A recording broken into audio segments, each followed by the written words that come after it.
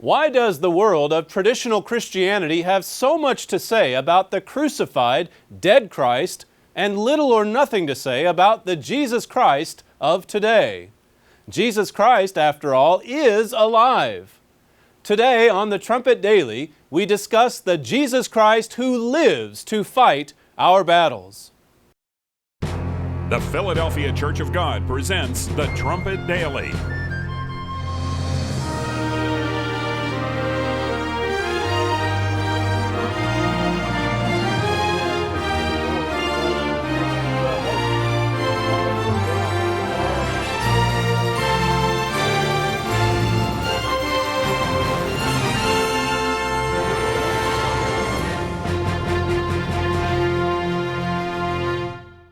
When people think of Jesus Christ today, he's generally pictured as either being a helpless baby in the arms of his mother, or on the other side of his physical life, hanging on a stake as a dead man, oftentimes looking pretty weak and effeminate.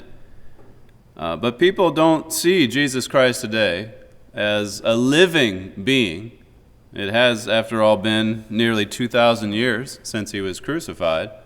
So what has he been doing all of this time?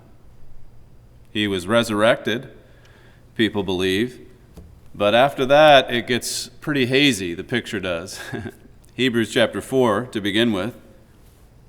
The Bible reveals that Jesus Christ is alive. For nearly 2,000 years, he's been the living head and high priest of his true church, the church that he established and built. Hebrews 4 and verse 14 says, "Seeing then that we have a great high priest that is passed into the heavens, Jesus, the Son of God, let us hold fast our profession." I mean, he is involved in our profession, our vocation, our work as a Christian. He's passed into the heavens, sitting at the right hand of God, assisting him. And he adds another dimension to God's understanding because of what he went through in the flesh, because of what he learned by experience. Seeing then that we have this high priest that is passed into the heavens, let us hold fast our profession. Do you take advantage of this high priest of yours? Do you take advantage of the living Jesus Christ, presenting him with the difficulties and the struggles that you may have day in and day out, so that he might assist you in your profession? He is, after all, our boss, our leader, our head. Verse 15, "For we have not an high priest which cannot be touched," or sympathize, in other words, "with the feeling of our infirmities, but was in all points tempted like as we are, yet without sin." Jesus knows what it's like to be tempted in the flesh. Jesus knows what it's like to be tried and tested. He knows what it's like to be physically weak, to be tormented, to be persecuted, to be targeted. In all these points it says he was tempted, and he passed the test. He lived without sin. He suffered, he fought, he resisted. Jesus Christ was human. He was flesh and blood. He learned, as it says in Hebrews 5 and verse 8. Staying here in verse 16, though, it says, "Let us therefore come boldly unto the throne of grace, that we may obtain mercy and find grace to help in time of need." See, let us therefore come boldly before God's throne because of this office that Jesus fulfills. It's obviously talking about prayer there. Go boldly before God that we might obtain mercy, help, support, encouragement. Christianity is the most practical thing that there is. But we've got to go to God for the help and the assistance that we need, because it's not easy. It's practical, but it's not easy. We need help. We need power. We've got to go after God. And we've got to ask God to fight for us, to move mountains for us, to lift us up when we're down. Mr. Armstrong wrote an article back in 1980 titled, "Let Christ Fight Your Battles," or "Let God Fight Your Battles." God and Christ, of course, are both working together to help and assist us. He said, Mr. Armstrong did, God's salvation is not something you collect only after you die. It's a practical, common sense, useful salvation, which starts in your everyday life right here and now. He says, what needless pain some have been suffering, what needless fears and worries you may have been carrying around, what wonderful times, what happiness you may have cheated yourself out of just because you have not realized and taken advantage of the very present and all-powerful help of your living Savior. Do you take advantage of that? It's there for us. We have access to all of that power.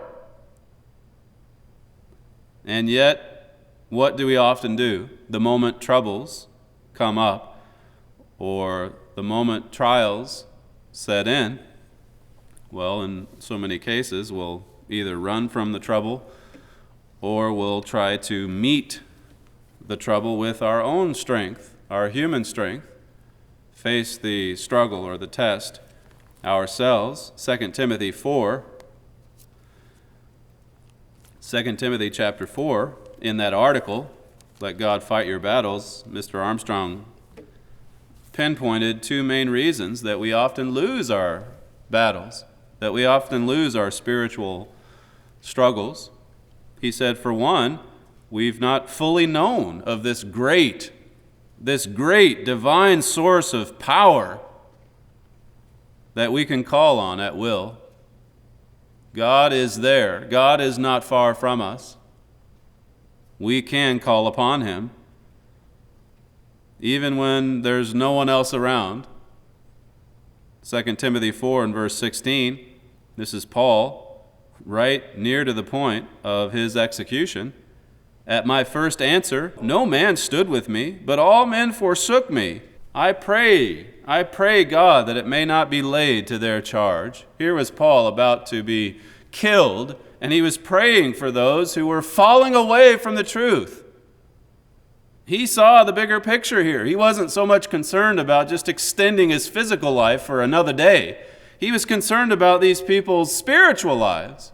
Verse 17, notwithstanding, the Lord stood with me and strengthened me, that by me the preaching might be fully known, and that all the Gentiles might hear. And I was delivered out of the mouth of the lion.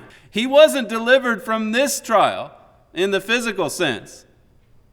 He was about to die, but here he was in jail.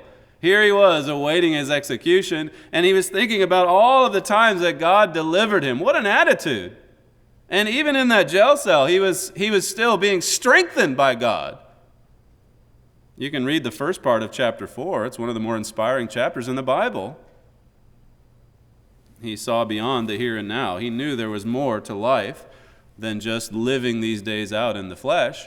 Verse 18, and the Lord shall deliver me from every evil work, and will preserve me unto his heavenly kingdom, to whom be glory forever and ever. Amen. See, God will deliver us from every evil work. Now that doesn't mean we'll never die physically. Physical death is not an evil work. The Bible speaks of it in terms of something that's precious in the sight of God. Someone who's devoted their physical lives to God and who's been sealed and who's qualified. Just like Jesus Christ. I mean, he resisted, he fought, and he only lived 33 years. But he fought and he fought and he fought and he never sinned. And now he's been living for almost 2,000 years in spirit, as a spirit being, as the living Christ, right there on the throne of God. The second reason Mr. Armstrong said that we often lose our battles is that through lack of faith or neglect, we fail to call on God. We fail to call on that supernatural help in time of need. Let's look at Mark chapter 6. Mark 6, we'll pick up an example here in the Gospels with respect to Christ's life and those that he grew up with. First, we've got to come to know this divine source of power, to know that we can call upon him And then we've got to go boldly before God and call upon that power, that source, in faith. Mark 6 and verse 1, and he went out from thence and came into his own country, and his disciples followed him. So this was where Jesus grew up. He returned to his hometown. And how exciting this must have been as he saw the sights that he remembered as a boy, that he remembered when playing with his siblings, when working with his father. Verse 2, and when the Sabbath day was come, he began to teach in the synagogue, and many hearing him were astonished, saying, From whence has this man these things? And what wisdom is this, which is given unto him, that even such mighty works are wrought by his hands? Is not this the carpenter, the son of Mary, the brother of James and Joses, and Judah and Simon? And are not his sisters here with us? And they were offended at him. Who does he think he is? This is just little Jesus. This is just the young man that we grew up with. He thinks he's something special now. They were offended by it. Moffat says they were repelled by him. They couldn't get past the personality and just accept that the power of God was in their midst,